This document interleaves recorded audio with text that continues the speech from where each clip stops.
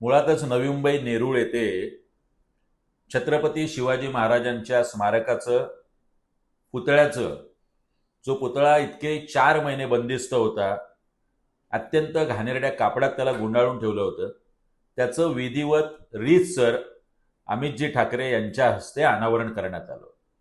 संपूर्ण महाराष्ट्रात शिवभक्त आणि शिवप्रेमींमध्ये आनंदाचं उत्साहाचं वारण होतं. त्यानंतर महापालिकेने परत एकदा 4 दिवस महाराजांना बंदिस्त केलं आणि त्याचं शासकीय अनावरणाचा घाट घातला.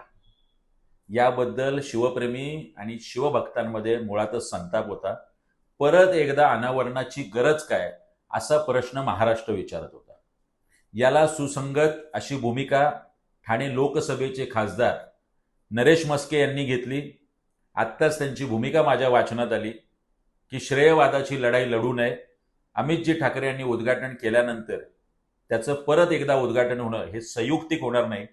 त्यांच्या या भूमिकेचं महाराष्ट्र नवनिर्माण सेना म्हणून आम्ही स्वागत करतोय. त्यांच्या भूमिकेचं आम्ही समर्थन करतोय.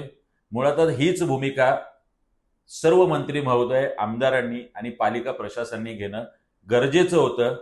पण महाराष्ट्र आणि महाराष्ट्रातील आपलं आराध्य दैवत महाराजांना सुद्धा आपण राजकारणासाठी ओढलं, हे दुर्दैव आहे.